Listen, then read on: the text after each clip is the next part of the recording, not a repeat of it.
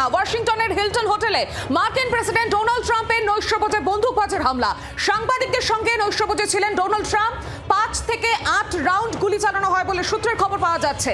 গুলিতে আহত হয়েছেন একজন রক্ষী, তবে সুরক্ষিত রয়েছেন মার্কিন প্রেসিডেন্ট ডোনাল্ড ট্রাম্প।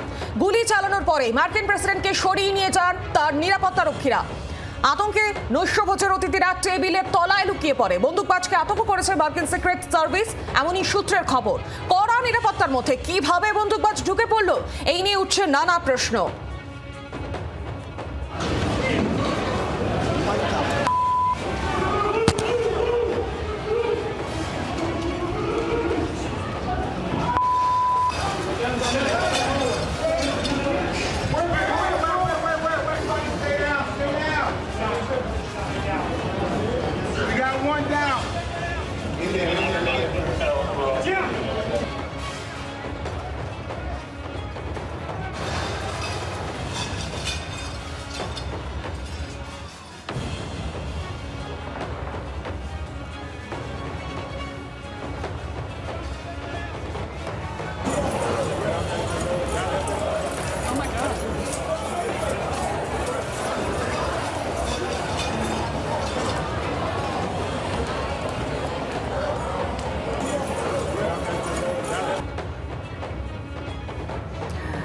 আর এই মুহূর্তে যে সিসিটিভি ফুটেজ তুলে ধরছি, ঘটনার সময়ের মুহূর্ত দেখতে পাচ্ছেন জি 24 ঘন্টার পর্দায়।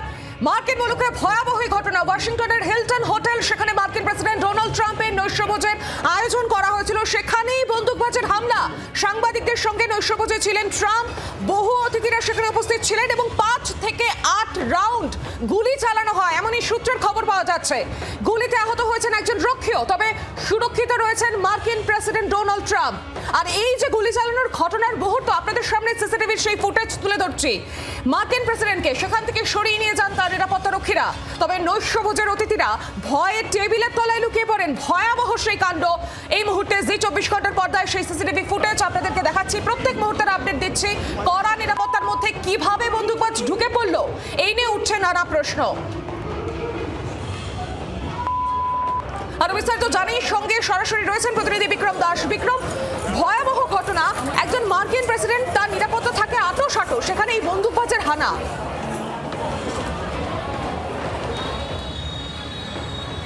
একেবারেই সিকিউরিটিতে যে ল্যাপস ছিল, সিকিউরিটি যে ব্রিচ হয়েছে, তা এক প্রকার কিন্তু বলাই বাহুল্য। এবং তার সঙ্গে সঙ্গে তোমাকে জানিয়ে রাখবো যে শনিবার রাত্রিবেলা ওয়াশিংটনের হিলটন হোটেলে যখন সাংবাদিকদেরকে নিয়ে ইউএস প্রেসিডেন্ট ডোনাল্ড ট্রাম্প তিনি নৈশভোজ করছিলেন, সেই সময় আচমকাই দেখা যায় পর পর গুলির শব্দ এবং একজন বন্দুকবাজ সে একেবারে হোটেলের ভেতরে ঢুকে যায় এবং তার সঙ্গে সঙ্গে মার্কিন প্রেসিডেন্ট যেখানে ছিলেন তার অদূরেই কিন্তু তিনি এলোপাথারি গুলি চালাতে শুরু করেন। এবং এতটাই ভয়াবহ, এতটাই আতঙ্কের পরিস্থিতি তৈরি হয়ে যায় যে সমস্ত গেস্টরা সেখানে ছিলেন, যারা নৈশভোজ করছিলেন, তারা কার্যত টেবিলের তলায় লুকোতে পর্যন্ত বাধ্য হন। এবং এরপরেই যারা নিরাপত্তা রক্ষীরা ছিলেন বা সিক্রেট সার্ভিসেসের এজেন্টরা যারা ছিলেন, তারা কিন্তু মার্কিন প্রেসিডেন্ট ডোনাল্ড ট্রাম্পকে সেখান থেকে ইভ্যাকুয়েট করে এবং তাকে সুরক্ষিতভাবে একটি নিরাপদ জায়গায় নিয়ে চলে যায়। পাশাপাশি যেই ব্যক্তি, যেই বন্দুকবাজ গুলি চালাচ্ছিল, তাকেও কিন্তু আটক করা হয়েছে এবং সিকিউরিটি পার্সোনেলদের মধ্যে একজন কিন্তু এই গোটা গুলি চালানোর ঘটনায় গুলিবিদ্ধ হয়ে আহত হয়েছে, এমনটাই আমরা জানতে পাচ্ছি। আপাততভাবে এই আটক ব্যক্তি, তাকে সিক্রেট সার্ভিসেস এজেন্টরা এবং সিকিউরিটি পার্সোনেলরা জিজ্ঞাসাবাদ শুরু করেছে এবং জানার চেষ্টা করা হচ্ছে যে তার পরিচয় কি, কি উদ্দেশ্যে সে এই হোটেলের ভিতরে প্রবেশ করেছিল, কি উদ্দেশ্যে সে গুলি চালিয়েছিল এবং সবথেকে বড় কথা, এই হোটেলের ভিতরে প্রবেশ করতে তাকে কে বা কারা সাহায্য করেছিল, সেই তথ্য কিন্তু এই মুহূর্তে তদন্তকারী আধিকারিকরা তারা তুলে ধরার চেষ্টা করছেন, তারা খুঁজে পাওয়ার চেষ্টা করছেন। পাশাপাশি যেটা সবথেকে বড় প্রশ্ন হয়ে দাঁড়াচ্ছে যে যেখানে ইউএস প্রেসিডেন্ট ডোনাল্ড ট্রাম্প তিনি নিজে উপস্থিত রয়েছেন, সেই হোটেলের মধ্যে কিভাবে এই বন্দুকবাজ তিনি প্রবেশ করলেন, কাদের সাহায্যে প্রবেশ করলেন, সেখানে এত সিকিউরিটি থাকা সত্ত্বেও, একেবারে আমেরিকার যে সর্বোচ্চ সিকিউরিটি, সেই সিকিউরিটি থাকা সত্ত্বেও সেখানে কিভাবে ব্রিচ হলো, সেই নিয়ে কিন্তু ইতিমধ্যেই প্রশ্ন উঠতে শুরু করেছে। আপাততভাবে একদিকে যেরকম ওই আহত নিরাপত্তারক্ষী তার চিকিৎসা শুরু হয়েছে, পাশাপাশি এই আটক বন্দুকবাজকে জিজ্ঞাসাবাদ করে তদন্তকারীরা জানার চেষ্টা করছে যে মূলত তার টার্গেট কে ছিল, কি উদ্দেশ্যে সে ভেতরে ঢুকেছিল এবং এই যে বন্দুক নিয়ে সে ভেতরে ঢুকলো, তাকে কে বা কারা সাহায্য করেছিল তা জানার জন্য কিন্তু তাকে এই মুহূর্তে ম্যারাথন জিজ্ঞাসাবাদ করা হচ্ছে, এমনটাই আমরা জানতে পারছি। একেবারে বিক্রম, তুমি সঙ্গে থাকো। আর এই ঘটনা ঘটার পর মার্কিন প্রেসিডেন্ট ডোনাল্ড ট্রাম্প তিনি সাংবাদিক বৈঠক করে কি বলেছেন শোনাবো আপনাদের। No, I mean, he was a guy who looked pretty evil when he was down. You know, they had him down. He was fighting hard. He was in my opinion, a sick person. Who would do that but a sick person?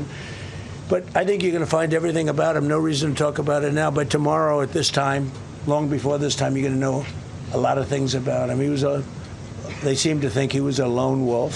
I'm the one that would complain. You don't have to complain for me. I would be complaining. I'd be up here right now saying they didn't do their job. Oh, believe me, because, it's my life. And I want to live because I want to make this country great. That's why I want to live. আমরা শুনলাম মার্কিন প্রেসিডেন্টের বক্তব্য। আর একটু বিস্তারিতভাবে আলোচনা করব। সঙ্গে রয়েছেন এই মুহূর্তে নিরাপত্তা বিশেষজ্ঞ শুভাশিস বন্দ্যোপাধ্যায়। শুভাশিস বাবু, আপনার কাছে আসবো। আরো একজন তিনি কি বলছেন শোনাই আপনাদের। डीसी के हिल्टन होटल के बाहर हूँ, जहाँ कुछ ही देर पहले प्रेसिडेंट ट्रंप हमारे साथ डिनर कर रहे थे और सडनली हमने आवाज़ सुनी जैसे कि कुछ डिशेस क्लैटर हुए। तो मैंने स्टेज की तरफ देखा तो उतने में प्रेसिडेंट ट्रंप को सबसे पहले सिक्योर कर दिया गया था। जो फर्स्ट लेडी है मेलानिया ट्रंप, उन्हें भी लेके चले गए थे वहाँ से। पूरी जो होटल है उसको सील कर दी गई थी। सो ओवरऑल ये डेफिनेटली एक सिक्योरिटी लैप्स है कहीं ना कहीं कि एक गनमैन जो है एक गन लेकर इसी इतनी सिक्योर जगह में आके और उसने फायरिंग की है। আমরা শুনলাম প্রত্যক্ষদর্শী একজন সাংবাদিক, তার বক্তব্য। আমার সঙ্গে রয়েছেন শুভাশিস বন্দ্যোপাধ্যায়। শুভাশিস বাবু, মার্কিন প্রেসিডেন্ট ডোনাল্ড ট্রাম্পের নৈশভোজ আর সেখানে বন্দুকবাজের হামলা, 5 থেকে 6 রাউন্ড গুলি চালানো হয়েছে, ভয়ঙ্কর অবস্থা। নিরাপত্তা নিয়ে একাধিক প্রশ্ন উঠছে যে একজন মার্কিন প্রেসিডেন্ট, তার নিরাপত্তা ব্যবস্থা আঁটোসাঁটো হবে, সেখানে কিভাবে এই ধরনের বন্দুকবাজ ঢুকে পড়লো এবং হামলা চালালো? আদৌ কি মার্কিন প্রেসিডেন্ট তার নিশানায় ছিলেন না অন্য কেউ ছিলেন, সেই বিষয় নিয়েও প্রশ্ন উঠছে। কিভাবে দেখছেন গোটা বিষয়টা? দেখুন, পৃথিবীর যতগুলো নির্বাচন হচ্ছে সেই নির্বাচনে বহু ট্রেন্ড আমরা দেখতে পাচ্ছি গত কিছু বছর ধরে। যেমন বড় বড় লিডারদের মাথা ফেটে যায়, পা ভেঙে যায়, কিছু কিছু লিডারের কানের গোড়ায় গুলি খায়। আবার ডোনাল্ড ট্রাম্প এই চতুর্থবার এরকম ধরনের ঘটনা একটা ঘটলো। পয়েন্টটা হলো, এত বড় যখন এজেন্সি গোটা পৃথিবীকে বলে বেড়ায় উই আর দি বেস্ট বলে টুইট করে, আজকের ডেটে দাঁড়িয়ে নিজের সিকিউরিটি ল্যাবস এত সহজভাবে হয়ে গেল, নিজে বুঝতে পারলো না, এটা একটা লজ্জার বিষয়। দ্বিতীয় কথাটা যেটা বোঝাটা খুব প্রয়োজনীয় সেটা হচ্ছে ডোনাল্ড ট্রাম্পের যে গোটা ঘটনাটা ঘটেছে, ঘটনাটা ঘটার পরে যেটা প্রথম স্টেটমেন্ট উনি করেছেন সেটা হলো যে এই ঘটনাটায় আমি এফেক্টেড হচ্ছি।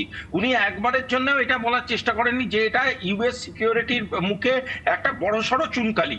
প্রথম জিনিসটা বলা দরকার আছে যে এটাকে মিড টার্ম ইলেকশনের সাথে যোগ করে তদন্ত করাটা ভীষণ প্রয়োজনীয়। দ্বিতীয় জিনিসটা বলা খুব জরুরি যে ইউএস সিক্রেট সার্ভিস বা এফবিআই বা ডিএনআই এর কাছে কি ইন্টেল ছিল রিগার্ডিং দিস অ্যাটেম্পট। এটা কি আদৌ কোনো অ্যাসাসিনেশন অ্যাটেম্পট? আর না হলে একটা প্রশ্ন আমার মনে অন্তত থেকে যাচ্ছে, সেটা হচ্ছে বারংবার ইউএস প্রেসিডেন্ট যখন গোটা বিশ্বের বহু দেশের কাছে ভুরু কোচকানোর বিষয়, তখন বারংবার ওনার উপরে যখন অ্যাটাক হয়, সেই অ্যাটাকটা কেন একটা লোন উলফের তরফ থেকে হয়, কেন কোনো অর্গানাইজড এজেন্সির তরফ থেকে হয় না? তাহলে কি এই অ্যাটাকটা কোনোভাবে তার উপরে হোক উনি চান? এই প্রশ্নটা আমার কাছে থেকে যাচ্ছে। লালমোহন গাঙ্গুলির ভাষায় বলতে গেলে হাইলি সাসপিশিয়াস। ধন্যবাদ আপনাকে আমাদের সঙ্গে থাকার জন্য।